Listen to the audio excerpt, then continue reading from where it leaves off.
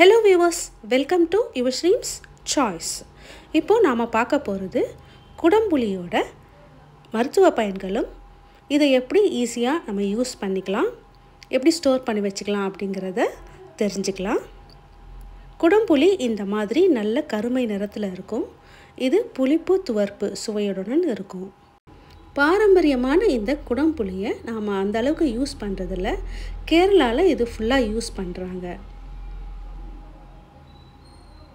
குடம்புளியில anti inflammatory ப்ராப்பர்ட்டிஸும் கால்சியமும் ஃபுல்லா நிறைஞ்சு இருக்கு. இது பார்க்கிறதுக்கு பூசணிக்காய் ஷேப்ல இருக்கும். நார்மலா நாம யூஸ் பண்ற புளி தண்ணியில சீக்கிரமா கரையும். இந்த குடம்புளி ஈஸியா கரையாது. இந்த மாதிரி உடைச்சி எடுக்கிற மாதிரி இருக்கும். சட்டுன்னு ஒரு ரசம் வைக்கணும் அப்படினாலும் இத 15 நிமிஷம் ஊற வச்சு தான் பண்ணணும். இது சுலபமான முறையில் எப்படி பயன்படுத்துறது அப்படிங்கறத பார்க்கலாம். நல்ல கொதிக்கிற தண்ணியை இந்த குடம்புளியில விட்டுக்கணும். தண்ணி விட்டதும் இது நல்ல கலர் சேஞ்ச் ஆகும். ஓரங்கள்ல பார்த்தீங்கன்னா தெரியும். நேராக ஆக இது நல்ல கலர் சேஞ்ச் ஆகும்.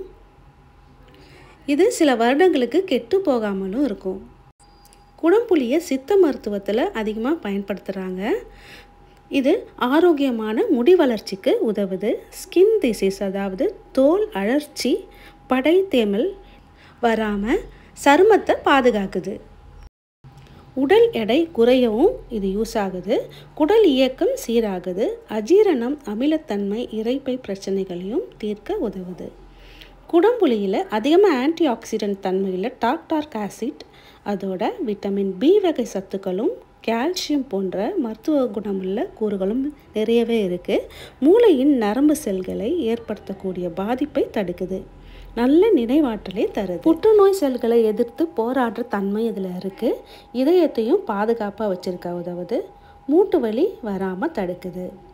சுகர் கம்ப்ளைண்ட் இருக்கிறவங்க தினமும் இந்த குடம்புளி கஷாயத்தை சாப்பிட்டு வந்தாங்கன்னா சுகர் கண்ட்ரோல்லே இருக்கும். இப்போது குடம்புளி நல்லா ஊறி இருக்குது. இதை மிக்சர் ஜாரில் போட்டு அரைச்சிக்கலாம். இப்போ அரைக்கும் போதே பார்த்தீங்கன்னா நல்ல பீட்ரூட் நிறத்தில் இருக்கும். நல்லா வெண்ணெய் போல் அரைச்சி எடுத்துக்கணும். பார்த்திங்கன்னா ரொம்ப சாஃப்டாக இருக்கும். இப்போது இதை ஏர்டைட் கண்டெய்னரில் போட்டு ஸ்டோர் பண்ணி வச்சுக்கலாம்.